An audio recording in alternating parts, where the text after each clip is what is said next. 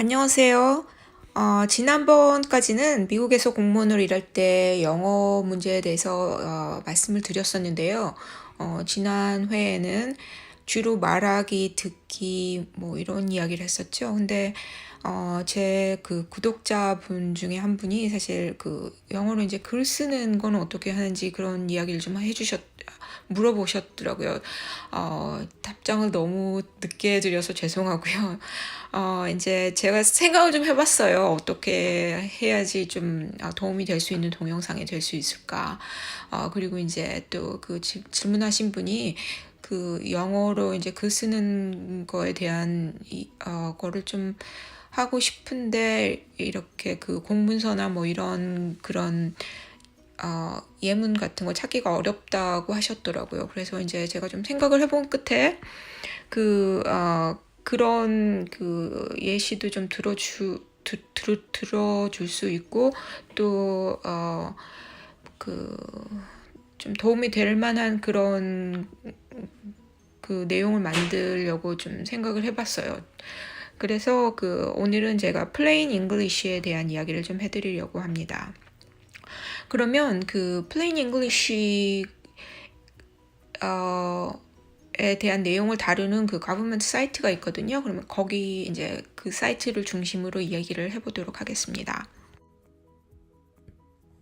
자, 이제 저희가 지금 plainlanguage.gov라는 웹사이트에 있는데요.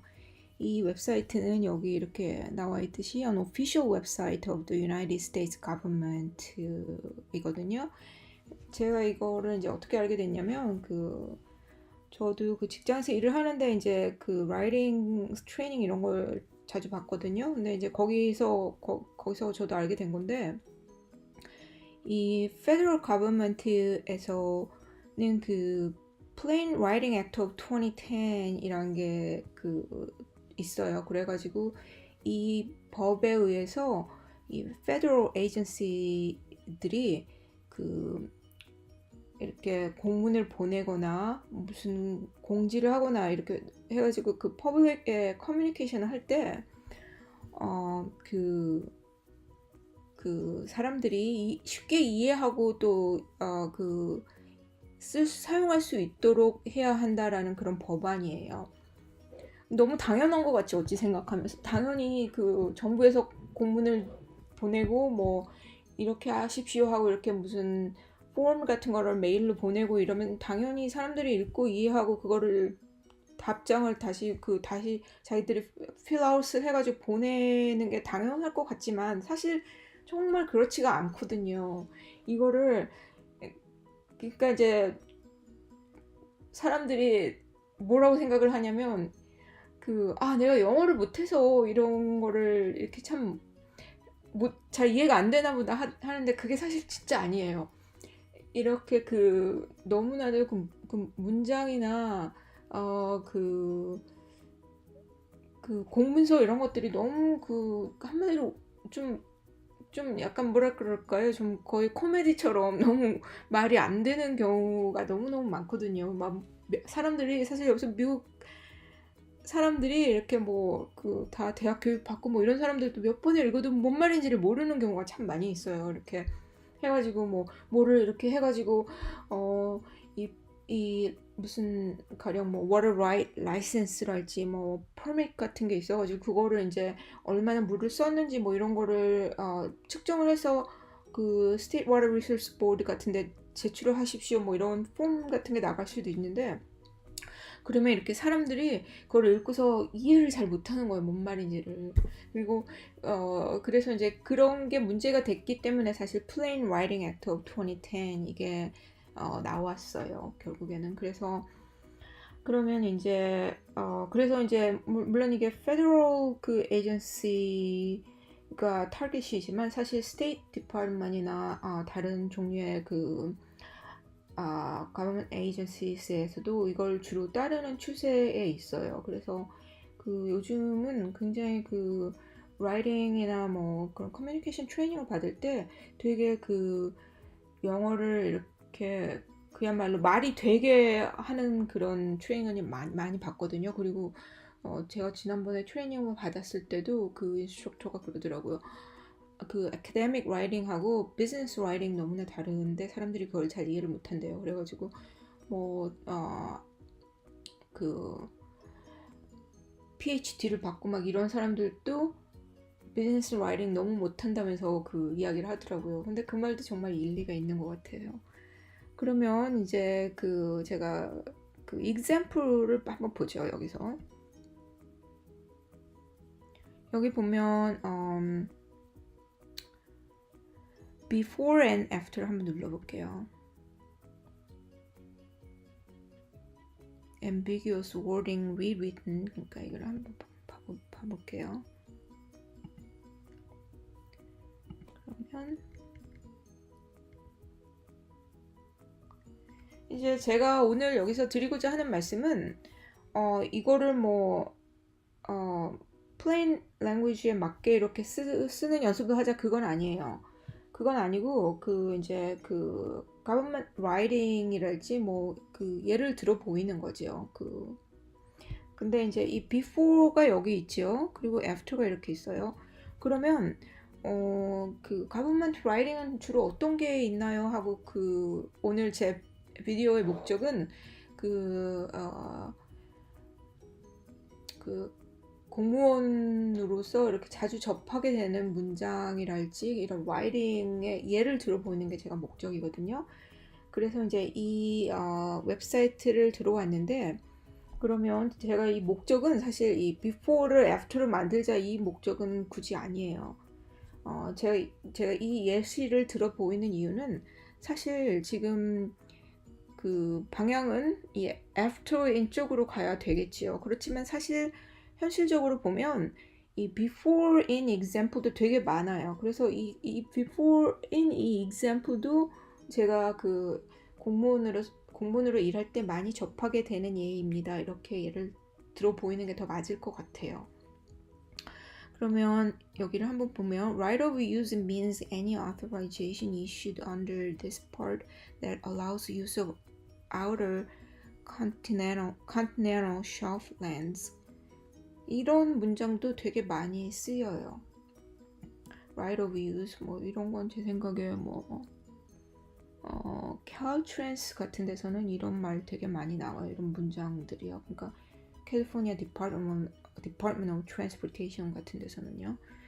그러면 right of use means any authorization under this part to use outer continental shelf lands. 이렇게 이제 이건 더 나은 문장이라 이거겠죠. 그래서 여기를 이렇게 보시면 문장들이 이렇게 얘가 있지요. 이런 문장들은 되게 자주 볼 수 있는 문장들이에요. 근데 이제 여기서 이 세 번째 예를 보면 이 오른쪽에 있는 after가 있잖아요. 이런 경우는 사실 더 잘 쓰여진 경우라고 보입니다. 이런 문장들이 최근에는 그러니까 영어를 이렇게 공문으로 일하실 때 자기가 이렇게 문장을 리포트를 써야 된다 이제 그런 경우에는 이렇게 영어 문장을 에세이를 쓰는 것도 중요하지만 이렇게 포맷을 이렇게 하는 게 정말 중요한 것 같아요. 그렇게 하면 더 많이 안 써도 정말 포인트를 딱딱 줄 수 있거든요. 가령 이렇게 보면 This regulation governs disaster assistance that 하고 이렇게 콜론을 하고 그 다음에 이렇게 bullet 포인트를 2개를 줬잖아요. 그러면 사람들이 이해하기가 훨씬 쉬워요. 그리고 또 리포트를 쓸 때 되게는 이제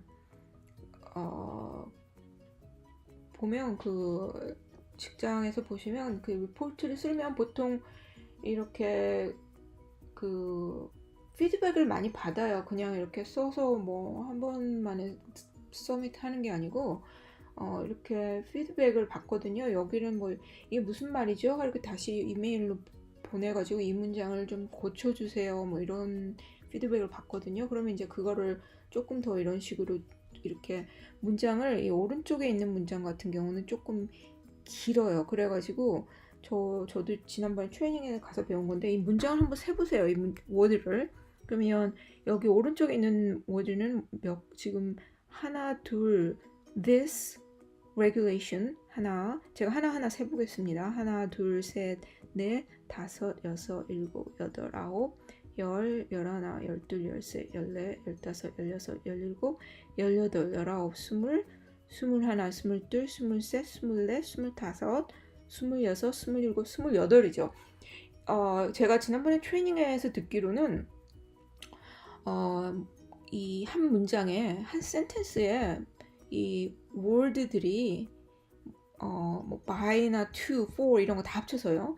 이런 것들이 20개 이상이면은 좋은 문장이 아니에요. 사람들이 대부분 읽다가 이렇게 그야말로 읽다가 길 잃어요. 그래서 이런 건 좋은 문장이 아니고 이 오른쪽에 있는 것 같은 경우는 더 많이 쓰이는 문장이에요. 최근 들어서는요. 왼쪽에 있는 문장 같은 경우는 사람들이 일부러 이렇게 많이 쓰기도 해요. 왜냐면은 그렇게 하면 자기가 좀 뭐라 그럴까요? 좀 굉장히 공적이고 조금 권위적이고 이렇게 하기 때문에 요런 식으로 쓰는 사람도 있어요. 그리고 또 그렇게 써야 할 때도 사실 있기는 있어요. 왜냐면은 결국에 항상 그런 건 아니지만 office tactic이랄지 뭐 또 그런 것도 있거든요. politics 이런 거. 그래가지고 커뮤니케이션을 할 때 항상 클리어 커뮤니케이션이 반드시 100% 필요한 건 아니에요. 어떻게 말씀드려야 될지 모르겠지만 어떤 때는 이거를 은근슬쩍 두리뭉실 잘 모르게 해가지고 하는 경우도 있어요. 제가 꼭 그렇다는 게 아니고 커뮤니케이션을 할 때 tactfully하게 그야말로 의도적으로 그렇게 하는 경우가 있는 거죠. 그런 경우는 이렇게 복잡한 문장 많이 쓰기도 합니다. 근데 실제적으로 커뮤니케이션을 하기 위해서 그리고 내가 하는 일을 실제로 전달하고 싶다 그런 경우는 이렇게 오른쪽에 있는 것처럼 잘 포맷을 하고 이 한 문장에 한 센텐스에 너무나 많은 word들이 있지 않도록 그러니까 한 15개, 12개에서 15개 정도면은 좋은 문장이에요. 그러면 제가 이렇게 한 것 같고요.